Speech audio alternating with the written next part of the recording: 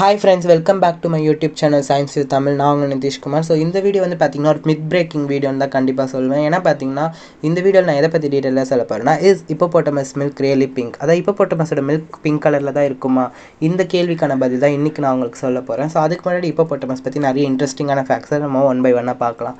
First thing வந்து பார்த்தீங்கன்னா நம்ம நிறைய ஜியோகிராஃபிக் சேனல், டிஸ்கவரி சேனல்ஸ்லாம் பார்த்துருப்போம். ஹிப்போபோட்டமஸ் ரொம்ப அக்ரெசிவாக க்ரொக்கடைல்ஸ்லாம் அட்டாக் பண்ணுற மாதிரி அதோட உருவம் அதெல்லாம் பார்க்கும்போது இட்ஸ் வெரி அக்ரெசிவ் அனிமல் நம்ம எல்லாருமே நினச்சிட்டு இருப்போம். But it's purely herbivore not a carnivore. அதாவது பார்த்தீங்கன்னா இது வந்து மாமிச உண்ணும் மிருகம் கிடையாது. இது வந்து தாவரங்கள், அதாவது பிளான்ட் ஈட்டர்னு சொல்லக்கூடிய தாவரங்களை சாப்பிடக்கூடிய மிருகமாக தான் இது இருக்குது. ஸோ இது வந்து பார்த்திங்கன்னா ரொம்ப தூரம் ட்ராவல் பண்ணி எங்கெல்லாம் கிராஸ் அதெல்லாம் இருக்கோ அங்கே தான் போயிட்டு இது வந்து அதோட ஃபுட்டை வந்து எடுத்துக்கும். அண்ட் செகண்ட் திங் வந்து பார்த்திங்கன்னா இதோட லைஃப் ஸ்பேன் வந்து 40 to 50 years தான் இதோட லைஃப் ஸ்பேன். ஸோ இப்போ நம்ம வீடியோக்குள்ளே போகலாம். இப்போ milk really pink. So hippopotamus milk பிங்காக தான் இருக்குமா? கண்டிப்பாக கிடையாது. எல்லா அனிமல்ஸ் மாதிரி இதுக்குமே வந்து ஒயிட் கலர் மில்க் தான் ப்ரொடியூஸ் பண்ணும்.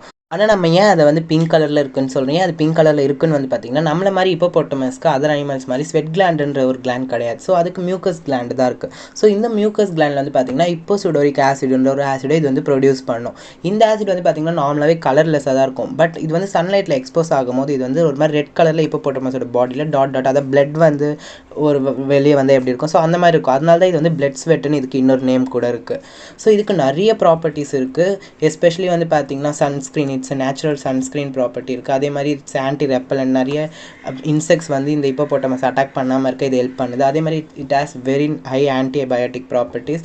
அண்ட் இது ஒரு நார்மல் மாய்ஸ்சரைசர் மாதிரியே ஹிப்போபோட்டமஸ்க்கு எப்போவுமே இது வந்து ஹெல்ப்ஃபுல்லாக இருக்குது. ஸோ அதனால தான் ஹிப்போபோட்டமஸ் வந்து நம்ம பார்க்கும்போது அது ஒரு பிங்கிஷ் ஷேடில், ஒரு ரெட்டிஷ் ஷேடில் அதோட பாடி வந்து எப்போவுமே ஷைனிங்காகவே இருக்கும். ஸோ இந்த ரெட்டிஷாக இருக்கிற காம்பவுண்டும் அதோட மில்க் ஒயிட் காம்பவுண்டும் வந்து ஆட் ஆகும்போது தான் பார்த்திங்கன்னா இந்த பிங்க் கலர் ஃபார்ம் ஆகுது.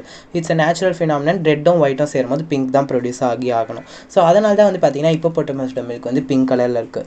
இது வந்து ரொம்பவே வந்து பாசமான ஒரு அனிமல்னு சொல்கிறாங்க. ஏன்னா ஹிப்போபோட்டமஸ் வந்து கிட்டத்தட்ட 8 months வந்து அதோட பேபிஸை வந்துட்டு அது கூடவே வச்சு பத்திரமா டேக் கேர் பண்ணிக்கும்.